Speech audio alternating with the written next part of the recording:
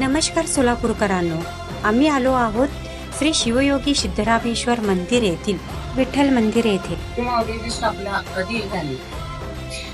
विठ्ठल माऊलीची या सध्या सोलापुरातील रामदेवची सिद्धरामेश्वर मंदिरामध्ये इसवी सन 1140 ते 50 दरम्यान झालेली आहे. संत ज्ञानेश्वर माऊलीचे आजी आणि आजोबा आपेगावून पंढरपूरला जाताना इथं थांबत होते. एक वर्ष ते थकले होते.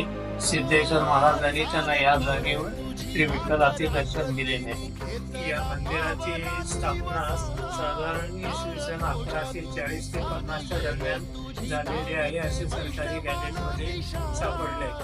आमच्या घराण्यामध्ये मी प्रकाश भिकाजी पाठक, मी या ठिकाणी चौथी पिढी सेवा म्हणून फक्त आमच्या घराण्यामध्ये त्याचा मान आहे. माझे वडील, आजोबा, पंजोबा